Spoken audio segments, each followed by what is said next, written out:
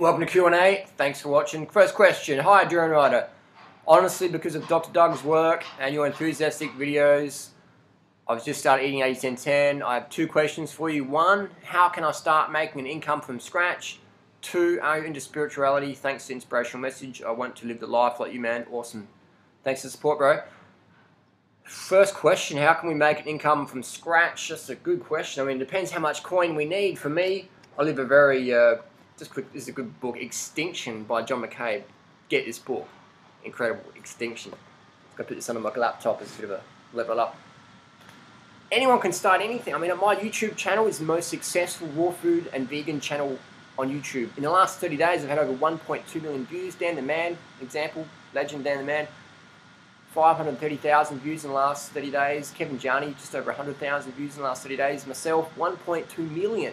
So if I can do it, if I can be the top banana on the YouTube, then anybody can do it. And yes, I'll make a bit of coin from YouTube.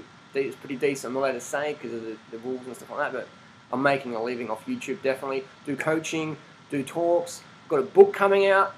I'm writing a book that's just, my goal of that is to become a New York Times bestseller. My goal of this book isn't about making millions of dollars. Sure, it's probably going to happen, but my goal of this book is to make a difference on the planet. It's to help people help themselves get fit and healthy, and at the same time, we save the animals, the planet, our health, everything, humanity itself.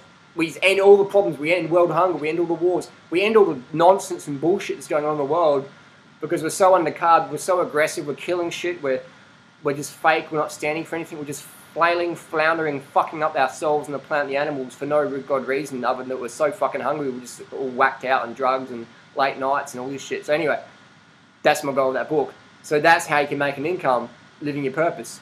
You could just get a job in a bike shop, get a job in a guitar shop, whatever you're passionate about, get a job in that passion. Let your passion become your profession. Align your life with your values, like Gandhi said.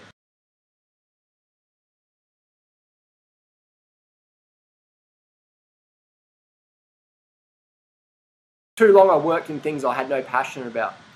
I worked in factories, I worked in the bike messenger, and eventually I started going, I'm worth living my life purpose. I'm worth living my life purpose. It's time for me to stop working these jobs I hate, to buy crap I don't need, to sort of fill some sort of void because I'm not living my passion. So I got rid of all that stuff, rid of the gold watches and the Armani crap and the Yves Saint Laurent cologne, all that just nonsense shit. I'm making more money than I ever have in my life now. I'm spending less money than I ever have in my life now. It's sort of weird. Our main expenditure is fruit. You know, I'll spend $100 for a meal on fruit. I'm like, here's the money, there's the fruit, boom.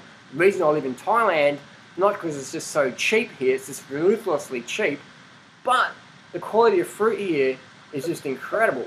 It's incredible. And the US is fantastic as well. Australia's like, you know, US is up here, Thailand's up here, Australia's like down there for fruit quality. But Thailand, the fruit quality is amazing. So how can you make an income? It's just get into what you're doing. Quit before you're fired. Get into doing what you're passionate about. Could be coaching, talking, whatever. But until you got a name out there, well, you could release an ebook today and you might not sell any copies or you might sell a few, but because your name's not out there, you know what I mean? Like when my book gets released, it's just going to explode because I've got such a big following on the internet. Because I've spent years and years and years being passionate and giving stuff for free, just being out there consistently. You've got all the forums out there. You see Durianrider trolling it all. Trolling, trolling, trolling. Keep on trolling. You know, you see Durianrider trolling all the forums out there. My intention of that isn't to be pissing people off. My intention is to get the message out there. And I'm just like the Lance Armstrong of the keyboard on the computer, just trolling all the time out there. My goal of that is to get the message out there. Create controversy, get people talking, create some drama, entertain people. We live in this world of edutainment. Quick, quick, quick, click, click, click, boring, boring, next, next, next.